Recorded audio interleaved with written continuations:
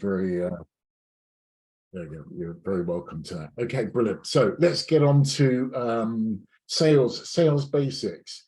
Now, I get asked lots of questions mainly about sales, and I'm often surprised when we get to the Q&A bit at the end. We've been talking about some fairly advanced stuff, and but the questions and answers almost always come down to the basics and mastering the basics. So I'm really interested to hear if anyone that has any questions on that. Let's keep going, because this is supposed to be an interactive and a session that provides value to you. Okay, right. So what we're going to talk about, first of all, depending on where you're coming in from, in the chat box, which I will try to keep an eye on, just let us know whereabouts you're coming in from. And I can see a couple of people there from God's own county in Yorkshire before I start a wall, but just let us know where you're coming in from. That would be really, really good. And while you're doing that, I'll just tell you a little bit, if I may. How you got to hear about this was on LinkedIn. Was it on Eventbrite? You searched on Eventbrite, or you Googled it, or whatever. It helps. It'd be good to have a number where you think you are in terms of confidence in sales and selling, because I do this for a living, but I wouldn't score myself at a 10. Every day is a school day. I firmly believe that. That would be good. Yeah, Fatima, just a disclosure, by the way, Fatima, if you don't mind, Fatima and I are working quite closely together. Fatima's a brilliant MBA student at Birmingham City Business School, and we work quite closely together. So, full disclosure, Kings Winford, Stephen, West Midlands on LinkedIn, confidence 5 out of 10. Brilliant. I'll see if I can get you 1 or 2 points above that, Stephen. That'll be really good. And in a nutshell, I've been in sales 30 years, 30 plus years. Let's be honest. I've worked on all sorts of contracts. Switch that off now. And value propositions, if you like, ranging from sort of high volume, low cost type opportunities. From most recently, I did some work with BT on their broadband offer. Sorry about that. And they range, so high volume, low cost, whatever your version of low cost is, but about £30 a month, right up to large deals with Vodafone, selling into Vodafone. Vodafone was the client, and that was over $1 billion. And the principles actually are pretty similar, whatever you're selling, whether your product or your service is £50, or whether it's £500,000, or even 500 million. The principles are largely the same, in that you have a customer with some desire, you've got a product or a service, and you're going to try and map what you do to what they want to buy. And importantly, if you can't do that, then to get no early and move on to someone that does want to buy what you want to sell. Okay, brilliant. Catherine, thank you for that. Based in Tamworth, okay, peaceful part of the world. Okay, and I work with, so I do sales training, but also I do run sales campaigns, and Fatima is working very closely with me in a couple of sort of sales campaigns that we have going on at the minute, and that's proving to be great fun. Well, it is for me anyway. So, and I work with business schools as well, because I want to have some sort of contribution to bring it on the next level of the next generation, if you like, of sales professionals as well. So I like working with business schools. Okay, brilliant. Just we're about to launch into this, but at 2 o'clock, so I want to keep an eye on the time. At 2 o'clock, I'm going to be running something on specifically on LinkedIn. And Catherine mailed in a question earlier on, excuse me, in respect of LinkedIn Sales Navigator, which I've spent the last 3 or 4 months mastering. I'd always avoided it, but I have now got it, and with Fatima's help, then we're and rolled up sleeves and all of that, we're really getting to grips with it. And I have to say, it is a great investment if you know why you're you're doing it. So I'll be doing more about that at 2 o'clock if you're around. Okay, so what we're covering today, if has everyone seen that movie, The Wolf of Wall Street? Most people have, but The Wolf of Wall Street, if that is your impression of what sales is, then I'm afraid I'm going to disappoint you. But if we'd have been together 30 years ago, I'm afraid it was like that. So I'm really pleased to see that the profession has moved on. And I say profession, at the time it would have been with a small p, but right now uppercase P. I think sales is one of the most important professions out there. So what it is, well, it isn't, some common myths and mistakes that people make. I think great sales skills, and I'm going to showcase, if anyone's heard of Peaky Blinders, West Midlands' finest, then we're going to have a look at what how Tommy Shelby sells and why he's so good. But I've managed to find a scene with no swearing or no killing, and that took some doing. But we found a scene, and we're going to be analysing that a little bit. We're going to deconstruct those skills, and we'll take some questions and answers afterwards. And then I've got an offer for you. The two offers actually that you can take advantage of or not. Okay, brilliant. And the session close, I will be aiming to close the session off at 1:45. So keep me honest on time if that's okay. Okay, brilliant. So language of sales, like all professions, whether you're writing a CV, whether you're doing an international MBA, all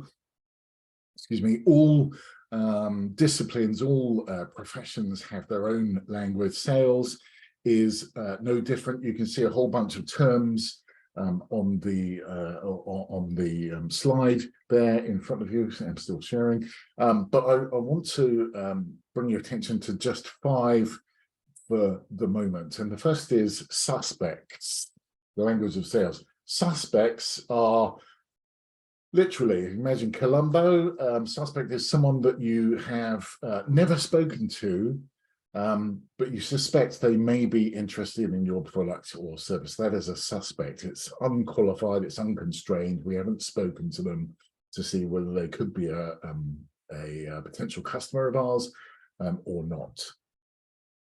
Prospects are people that we kind of have spoken to before, even just a little bit, or come into contact with, even if it's exchanging a few messages on social media, but we've asked a few questions and we suspect them. I've used that in the wrong context. They could be a prospect of ours. Okay. Next thing is listening. Listening is something I'm really passionate about. You may find that hard to believe given the first 7 minutes or so of this, but listening is incredibly important. But it's incredibly hard as well to listen, what I would call actively, and listen well. And it's also exhausting as well if you have to do it a lot. Building of trust, and I think that is, if there's one thing you take away from this session, I hope there's going to be a few things, but learning how to build trust between you and the rest of the people that you're engaging with, selling, whether it's directly or indirectly. Trust is, I believe, the thing that binds us. Because if you don't have trust, if you haven't built that sort of trust, if you're not trustworthy, then no one's going to buy anything from you, and it's that simple. Features and benefits I'll come into a little bit more, but let's just let's blend here. Oops, daisy, excuse me. There we go. And features. Welcome if you just joined. Features and benefits we will get into. Features very much 1980s. Benefits Warwick High. Benefits much different. Okay, what's next? Common mistakes of salespeople. A couple of these I've alluded to already. Talking too much. Everyone thinks a dull boy, or whatever it happens to be, some characters that you've seen on television, they're constantly in broadcast mode. You just can't shut them up. You're never going to learn anything about what your prospect wants to buy by doing all the talking. So there's a sensible ratio of talking to listening, I would argue. Excuse me, and we'll be showing you how to oh, thanks, Andrew. I'll be showing you how to kind of do that because I believe it is a skill. So don't talk too much. Not hearing, not really listening to what the client really wants. So some people think listening is just being quiet until the other person has stopped speaking, and then you can bring joy to their lives with all your wisdom. And I'm afraid it doesn't really work like that. So those are common mistakes of salespeople. They don't qualify the sale properly, and that frustrates the process and probably will prevent a sale happening, or you may even enable a sale, but for your competition instead, because they'll get fed up with you because you're not listening, and they'll buy from someone else because you don't feel sort of valued. Okay, right. So, and you could leave money on the table if you're not listening properly. You could leave money on the table. You could lose the sale altogether. You actually end up. What does that mean? It means you're wasting your time and wasting that of your prospect as well. Neither of which are desirable sort of outcomes. Features and benefits, of course, they get stuck on features. It's got the M1 chip. And if you've ever heard that really difficult question, so what does that mean? That's a question we have to continually ask ourselves. So we peel back that onion and we get to the very core, the very essence of what our offer really is. Or they could be talking to the wrong people. I remember doing a deal with an investment bank some years ago, 3-year IT services deal. And when we signed up the deal the first time, there were 3 people involved in the approvals process. But after 3 years and lots of regulatory compliance issues coming about, there were 26 people involved in that deal to get it over the line when we went to roll over. And so times change. We can end up talking to the wrong people, not enough people, whatever it is. So that also is the more perhaps advanced or complex side of enterprise selling. Okay, with me so far, any questions? I'll try and have a look at the chat. That would be really good. Apologies for late join. Warwick, oh, you're welcome. No worries. Okay, so some common myths. We've got to be a party animal. We've got to be the life and soul of the party. And I find that really tiring. So you won't be the life and soul of my party, that's for sure. But actually, a guy I used to work with who signed up a pretty big deal with the government, Peter, his name is, he was the quietest person in the room. He signed up a deal with the government, $4.2 billion, the defense infrastructure deal, and drove around in an old, I'll come on to that, but anyway, you would not have known he was in sales. It just didn't come across like The Wolf of Wall Street or any other sales movie you think you might come across. But anyway, so you've got to drive a flashy car, a Ferrari. Those are lovely things, don't get me wrong, they are lovely things. I can get in them, getting out of them, not so much, trickier, but you've got to have a flashy car to be in sales. That is absolutely not the not the case at all. And in fact, if you have got one of those cars, good for you. Don't park it outside your customer's building, no matter how proud you are of it, because you're not going to make friends doing that. So just don't do that. And the other thing is, you may recognize this and you may not, is you've got to be a good liar. A Good Liar is the name of the movie that image comes from. It's a great movie, but actually telling lies and sales just aren't compatible for long-term relationships where trust is at the heart of it. Telling lies is absolutely not. So you may get one sale, but you won't get a second sale. And I would argue you'll ruin your reputation in the process as well. So lying is not acceptable. Now, that is very different from managing expectations, which is sometimes where you come into conflict. If you're dealing with anyone that sold software or is involved in any kind of complex product where development is required, managing expectations is probably front and center of doing that. And we have to have some difficult conversations sometimes, but customers will respect you if you manage their expectations. Okay, so what sales isn't is strong arming your prospect into submission. This is not a wrestling contest. It used to be, not now, and I can't move fast enough anyway. So it's not also taking orders. Now I've run call centers for some pretty big companies before, and sometimes, and if anyone's renewed their mobile phone contract over the last sort of couple of years or so, as I did, I would argue that's not really selling either, because when you're doing inbound, you should be closing 70% of those. There are more of a advisory, consultative, it's not cold, hard, raw data that's going on. It's a much warmer kind of pleasant, civilized conversation, if you like. Okay, so it's not really about that. It's much more involved, much deeper than that. So what it is, I think, sales is influencing someone to buy a product or service from you rather than your competition, or worse, buying nothing at all. Because if you try and blind people with science, features, benefits, all of that kind of stuff, you will end up confusing them, and confused people genuinely or generally don't buy. I like what this chap says, Siva from Mensa Systems, that sales is not so much about selling as most of us would perceive it these days. It's more about education and building trust. It's about informing, because much as you might be fantastic at selling your properties or selling your CV writing skills, you're doing that day in, day out. You're really professional at it. You're really experienced at it. You may not be as good as you hope you might be at selling those services, and that's kind of why we're here.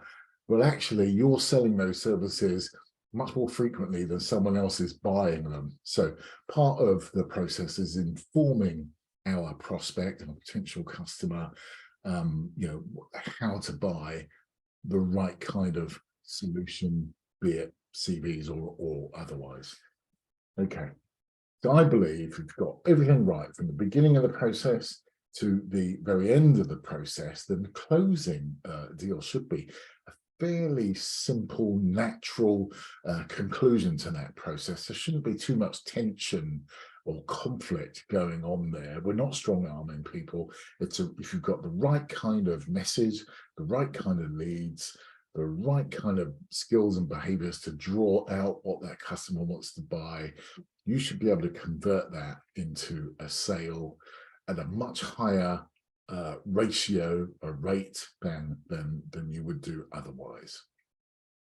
Okay, so what does a best practice business to business sales process look like? What's the correct order? So on the left hand side of the screen, you're going to see list of seven parts of the process, phases, if you like. And I would like someone to either put in the chat box or come off of mute if you're comfortable doing that. Tell me what you think might be number one. What might be the first part of the sales process, please?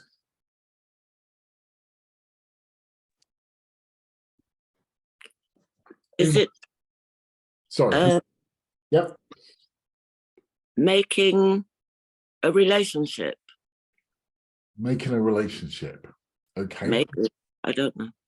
Okay. No, all right. That might be. I definitely agree, because that's going to lead to trust. Is that your point, Celine? Was that Celine that said that? Andrea. Okay. Well done. Welcome, Andrea. So making a relationship, yes, really important. But I believe this is the first part of the process, is even before you speak to the customer or prospect, you have a value proposition. You know what you're doing, and you know what you're selling and who you want to sell it to. I believe that's the first. And then the rest of them, you take that message, if you like, that to market. You generate the right kind of leads. You're generating leads. You're qualifying those opportunities somehow. You are going to pursue them if you decide you want to go for that sale, because you don't have to. You've got rights and entitlements as salespeople, as business people as well. We're going to negotiate and close for the best overall deal. Notice that's not always about just the price. There's lots of other components that go into making up a solution or a deal. And then we're going to maximize the client opportunity. I believe closing the sale isn't the end of that process. It's actually the start of a new one, where we want to keep that customer happy, and all of that. I believe that's essential. Okay, just quick one on this before we kind of move on to what great selling kind of looks like. What do you see in this picture? What does this picture mean to you?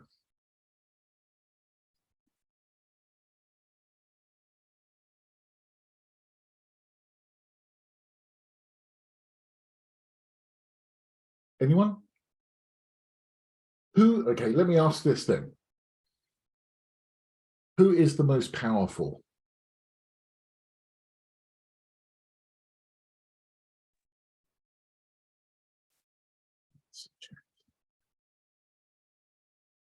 Looking but not necessarily taking it in. Interesting, intrigue. Concentration from Amina. Yes, absolutely. I think that is a look of concentration. Listening intently. Yes, absolutely. I've got you. Listening is really key. I'm glad to see one thing has really landed. So yeah, I would argue. Looking not necessarily. Yes. Okay. Yeah. Here's what. Relaxed. I'm gonna go with. And of course, this is an image I just downloaded from, or acquired from Shutterstock. It's a regular image. It wasn't there when it was being photographed, so we are guessing. But there are certain signs that we can look for. The very fact that the female in this picture is not wearing a jacket, as the male is in the picture, leads me to believe that she's more comfortable in those surroundings, more familiar in those surroundings than the male is. And so that might be her offices and the man is the visitor. We have to be careful about assuming, but I think that's a reasonable assumption. A couple of other things here as well. The body position, the man, the person with the back to us, is sat bolt upright, which suggests less than comfortable, trying to control their body language, like I am now, so sat bolt upright, and that's what I read into it. Whereas the woman in this picture is leaning forward slightly, resting her chin on her fingers like this, listening intently. You will also notice that the head is slightly tilted. And it's tilted to her left, and that is generally a listening, thought, concentration type pose. So she's listening for the answer. Her hand is also close to the mouth, so she actually wants to say something, but she's just listening to what the other person is saying. A couple of other minor things here, hand position, head position, talk about that, is that, and this was only pointed out to me on the cohort that I've just in the process of finishing up, is that she also has what I think is an iPad and also a phone right next to it. And often when you're sat with it, and it is International Women's Day, so this is congratulations and to women on the call today. So, but this is what I observe, is that there's an underscoring of importance that generally goes with that generally. Now, I'm happy to be challenged on that, but that generally goes to sort of subconsciously reinforce importance. So you're probably not going to joke too much with that person, because that is overly familiar, particularly for a first meeting, and certainly not in an interview. You might take that a little more seriously than perhaps you otherwise might. But these are all things that you can observe. And remember, not even a word has been spoken yet, and yet we can observe all these things that are going on. So really important things to observe. We're not going to go into mirroring. Okay, benefits. Now, benefits are really important here. I talked about features and benefits earlier on. Let's imagine that we're going into the shop. We need to buy a laptop for whatever reason, the imaginary scenario. And you're going into Curry's or wherever it happens to be. I want to buy a laptop. That's great. We sell laptops. Well, that's not really good enough. That's not really good enough. We sell laptops. Everyone sells laptops. You can go to Amazon. You go to a million different people, buy a laptop. Why should I buy a laptop from you? That's the kind of what's the situation we're trying to posit here.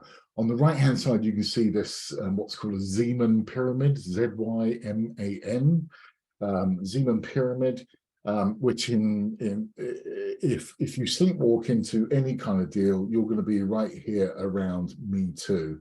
And where I try to get people to is at least here, so they're different, or preferably, hence the word, up here where you're preferred. You're the person that the customer comes to before they go anywhere else to talk about their situation. You're the preferred person. That's where we want to be. Okay, so we sell laptops. That's not really good enough. What happens next?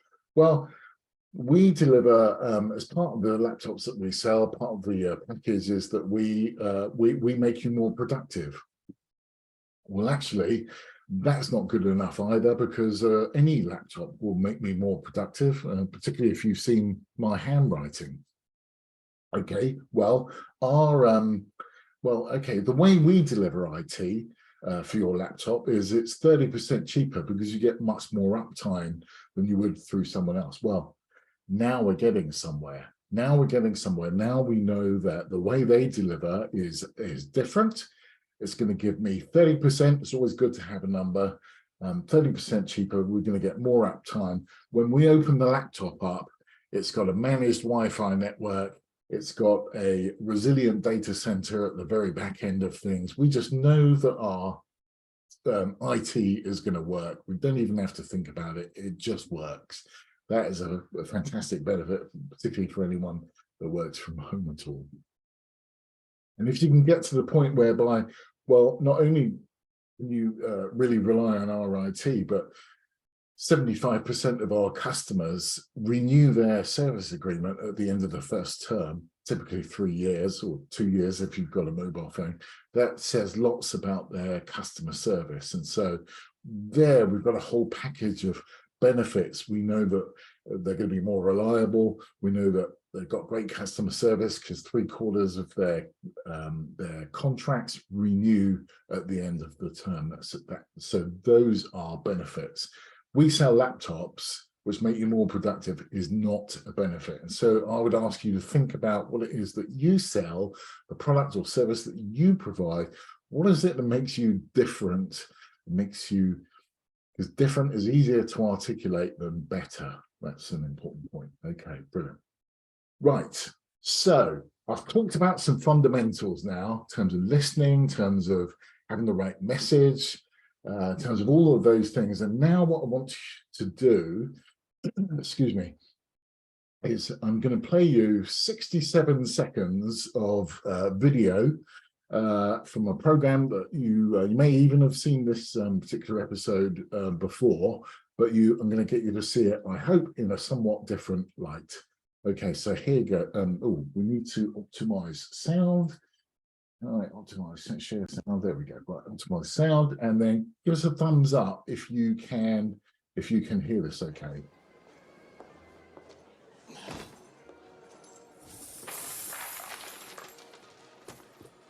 Your money, Mr. Kimber.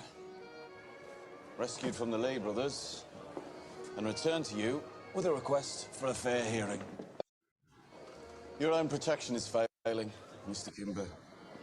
Your boys are taking cuts. I want to suggest that from now on, you contract out your racetrack security to the Peaky Blinders. We'd be saving you a lot of money, Mr. Kimber. A lot of money. In return, you give us 5% of the take and 3 legal betting pitches at every race meeting north of the River Severn, rising to 6 after 1 year if we are all satisfied with the service. What do you say, Mr. Kimber?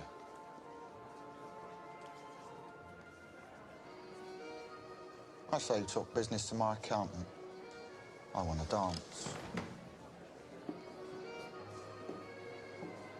Brilliant. Okay, right. So 67 seconds there, and you may now see Peaky Blinders in a slightly different light. Excuse me. So what I'm going to do now is I'm going to breeze through, but I am going to play a 10-second segment, and then I want you to, hi Sharon, thanks for joining, by the way.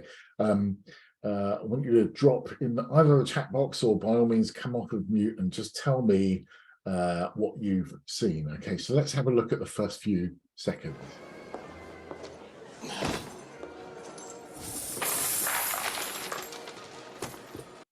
Okay, what just happened? Hi, Kit. Hello, can you hear me well?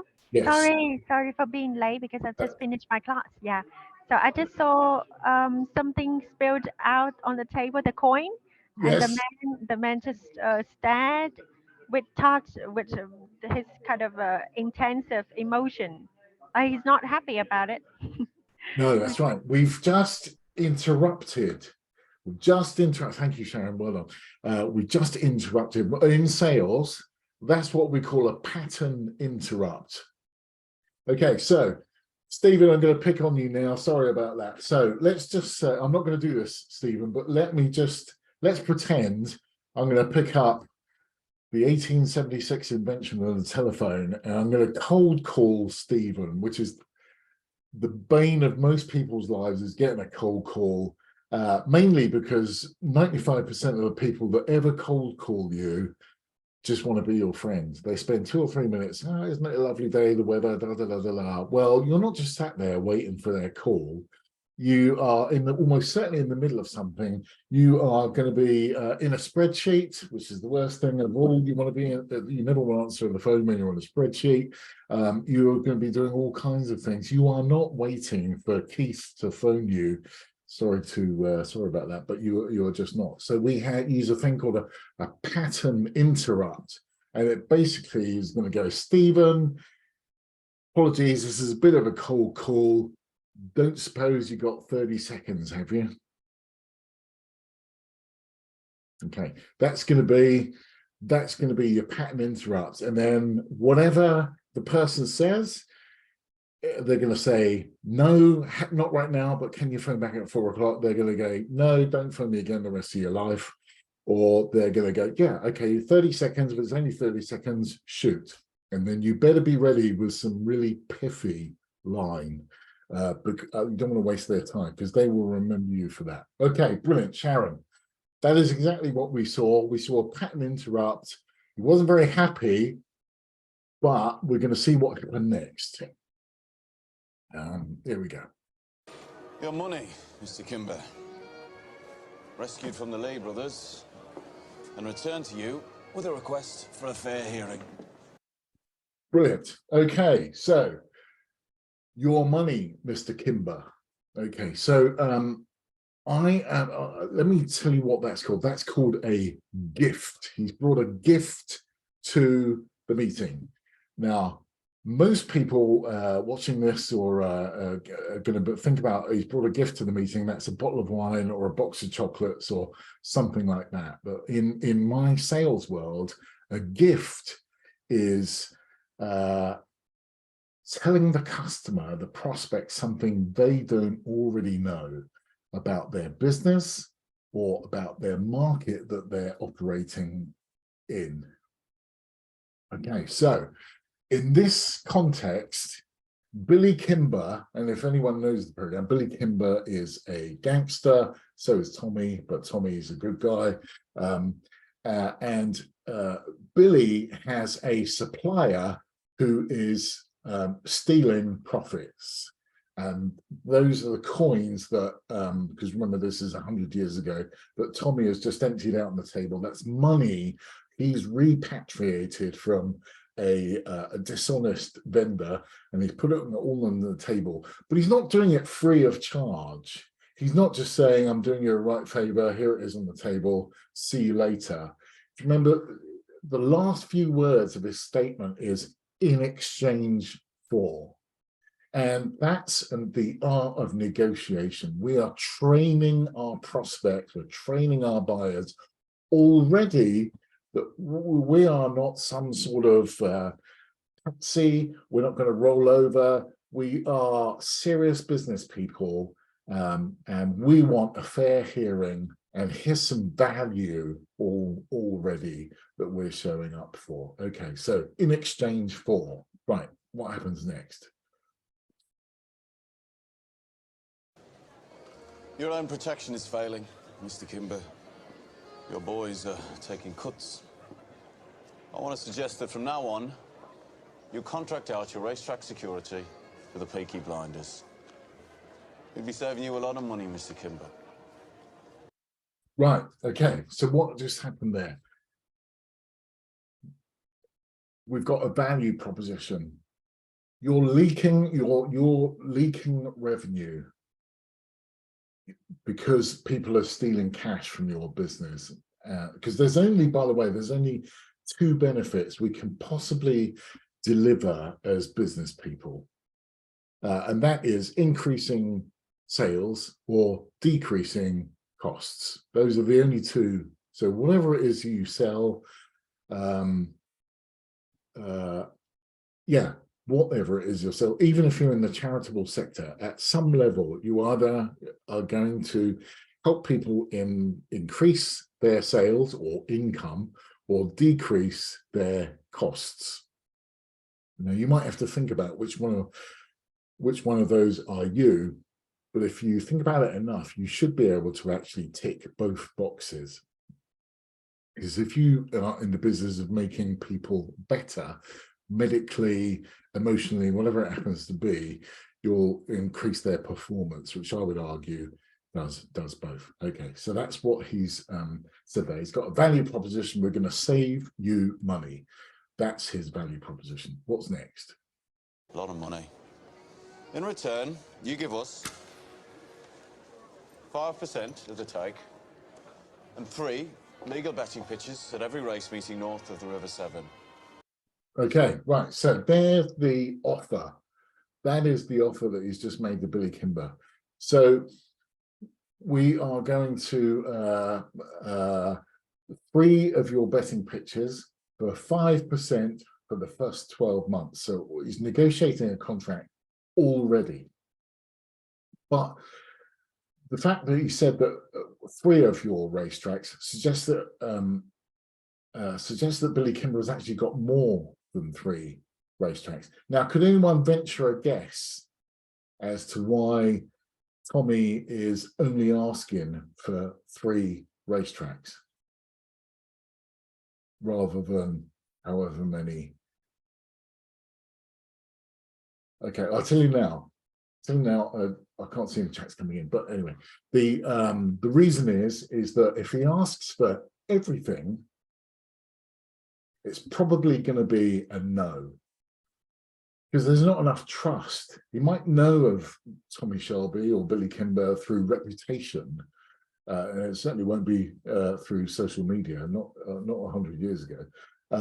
So asking for all of it may almost certainly result in a no, because there's not enough trust, not enough confidence in the relationship yet. So he's just going to ask for a little bit rather than a whole lot. That's called a fractional strategy.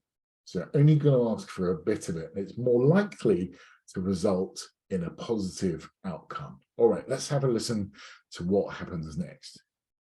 Rising to 6 after 1 year if we are all satisfied with the service. Right, so number of things involved in there, only about 10 words, but In the second year, it's going to rise to 6. It's going to double in value in the second year if, so conditionality, if we're all happy with the service. So that means if nothing happens, a bit like a mobile phone contract, if nothing happens, it's automatically going to roll over and double in value. But if either or both of the parties object, then they don't have to continue with it. Now, my guess is Billy Kimber may take exception if you don't want to continue the second half of the agreement, and that might have repercussions. I don't know. Okay, right. So let's have a listen. What happens next? What do you say, Mr. Kimber? What happened just then? If you don't mind, oh, here we go. We've got some chat. What's happening here? Maybe. I don't like using the word trick. I understand what you mean. So what just happened then? What do you say, Mr. Kimber? Well, it wasn't press hard, 5th copy is yours. Let's sign it up right now. It was a little bit more tentative. What do you say, Mr. Kimber? That's what we call a soft or a test close. So we're not jumping in the deep end there. We are just dipping our toe in the water just to see what the temperature's like. Okay, brilliant. What happens next?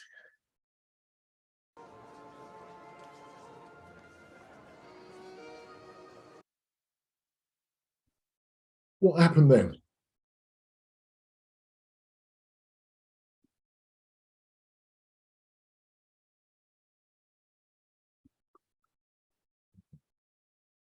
Okay, nothing. Nothing happened then. Nothing happened then. It was silence. Silence is a fantastic communications tool if you know what you're doing.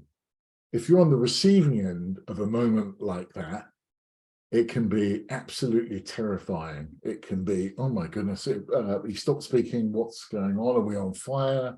You know, what's going on? And so your ability to communicate effectively is at the heart of your ability to sell effectively, and knowing how to communicate or remain silent, which is a form of communications, is really, really paramount. Okay, what happens next? I say talk business to my accountant. I want to dance. Okay, right, so last thing, and then I'm going to wrap up because we're on 45 already. Was that a yes? No, it wasn't a yes. Was it a no? No, it wasn't a no. It was a maybe. And the words were, I say talk business to my accountant. I'm going for a dance. Now, there's a different background there, which we won't go into. But I say talk business to my accountant. That is what we, Sharon, as you proceed into your career and everyone else, that's what we call due diligence. That's now, hello. Yes, sir. Yeah, there we go. Right. So that's what we call due diligence. And that basically means this is not a straightforward deal. It's a complex deal. There's probably going to be a spreadsheet involved. You just can't avoid them these days, or a slide rule, maybe back in those days. And if the deal looks good, we're probably going to do that. Okay, so that's what that deal means.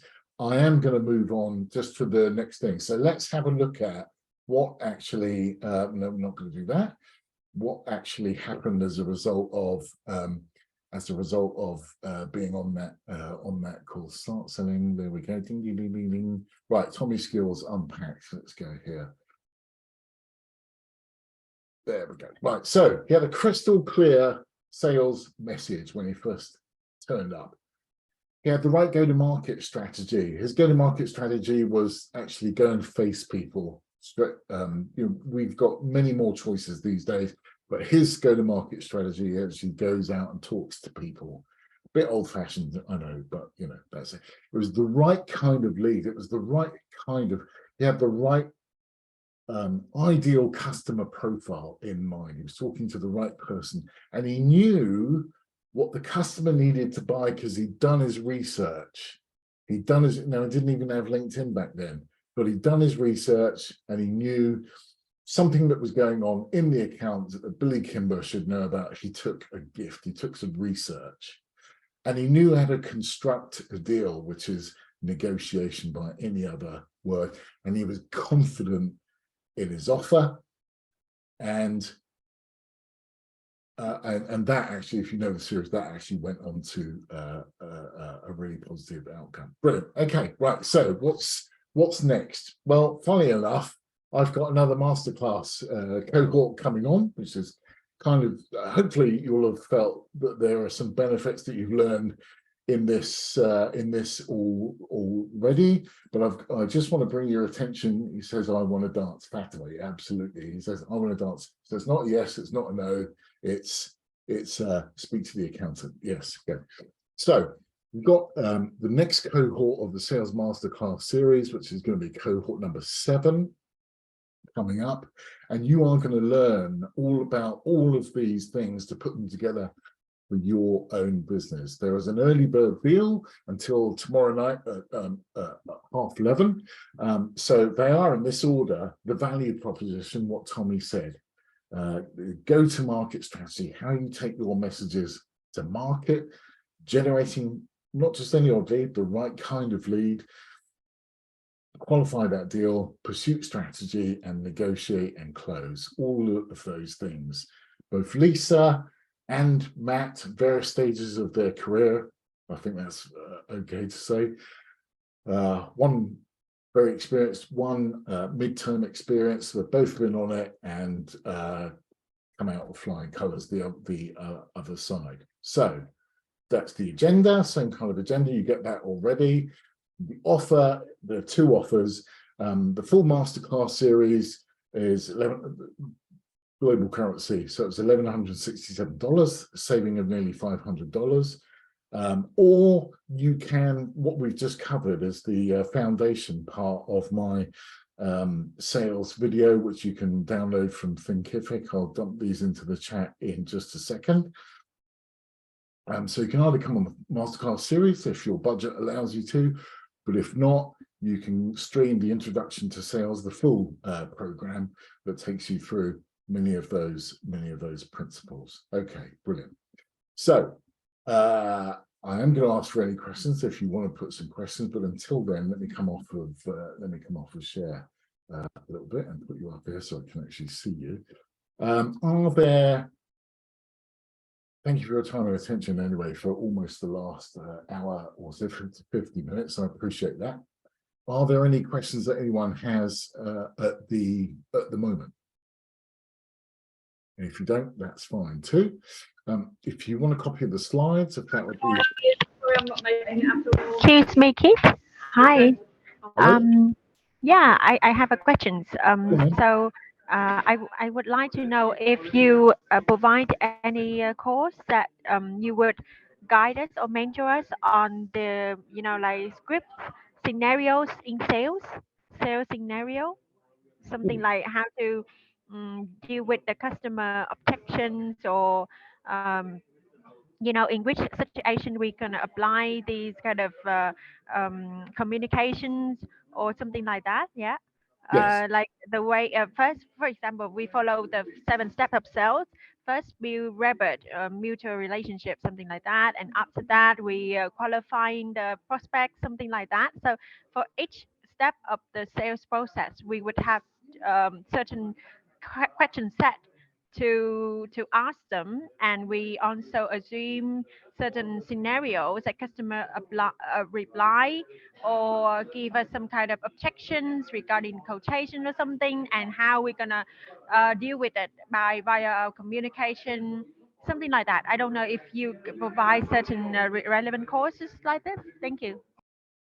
Yes, to most of that. Was that Sharon, by the way? Because I couldn't actually see. Yeah, it's me, Sharon. Sorry, because my background is a little bit messy, so I need to turn off my screen. Yeah. Oh, I see. Okay, right. Jolly good. Yeah. So Sharon, drop me a direct message. I think we're connected on LinkedIn. Drop me a direct message, and I'll talk to you about that kind of offline.